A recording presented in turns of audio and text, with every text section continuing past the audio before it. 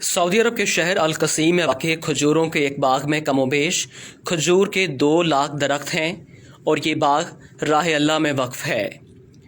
इस बाग में 45 किस्म की खजूरें होती हैं। यहाँ की सालाना पैदावार 10,000 टन खजूर है।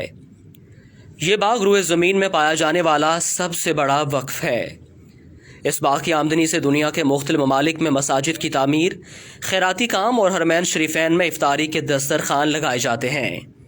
ये बाग सऊदी अरब के अमीर तरीन शख्स सुलेमान अर-राजही ने अल्लाह की राह में वक्फ किया है।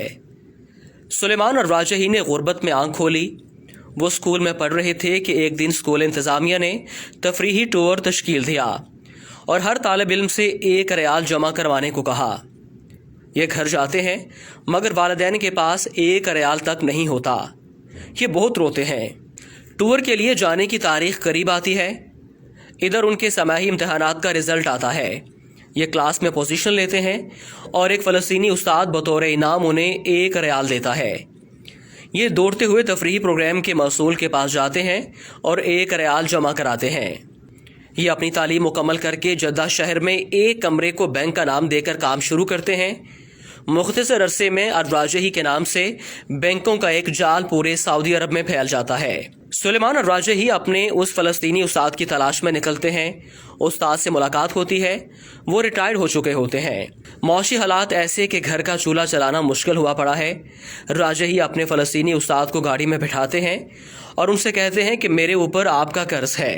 उस्ताद कहता है, मुझ मिस्कीन का किस पर कर्ज हो सकता है। राजही अपने उस्ताद को याद कराते हैं कि सालों पहले आपने मुझे 1 रियाल इनाम दिया था। उस्ताद मुस्कुराता है कि आप अब वो 1 रियाल मुझे वापस करना चाहते हैं। राजही एक बंगले के सामने गाड़ी खड़ी करते हैं जिसके सामने एक बेशकीमत गाड़ी भी खड़ी है। राजही अपने उस्ताद से कहता है, ये बंगला और गाड़ी अब से आपके हैं। मजीद आपके तमाम अखराजात हमारे ज़िम्मे होंगे। फ़लस्तीनी उस्ताद की आंखों में आंसू भर आते हैं और वो कहते हैं कि ये आलीशान बंगला, ये महंगी गाड़ी, ये तो बहुत ज़्यादा है। राजही कहते हैं, इस वक्त आपकी जो खुशी है इससे बढ़कर मेरी खुशी का आलम था जब आपने मुझे 1 रियाल बतौर इनाम दिया था। ऐसे मोहसिन शनास इंसान को अल्लाह ज़ाया नहीं करता। सुलेमान अर-राजही ने 2010 में अपने बच्चों, बेगमात और अजीज़ो अकारब को बुलाकर अपनी दौलत उन सब में तकसीम कर दी और अपने हिस्से में जो कुछ आया वो सब वक्फ कर दिया। इस वक्त सुलेमान अर-राजही के वक्फ की मालियत 60 अरब रियाल से ज़्यादा है। ये सऊदी अल-बतनिया कंपनी और राजही बैंक के मालिक हैं जिन्होंने कोरोना वायरस के लिए 170 मिलियन रियाल इमदाद के तौर पर दिए हैं और मक्का मुकरमा के अंदर 2 होटल वजारत सेहत के हवाले कर दिए। गिनीज बुक में अब तक सबसे बड़े वक्फ के तौर पर यह बाग रिकॉर्ड के तौर पर दर्ज है। फोर्ब्स मैगजीन ने उन्हें दुनिया के 20 अजीम फयाज लोगों में शुमार किया है।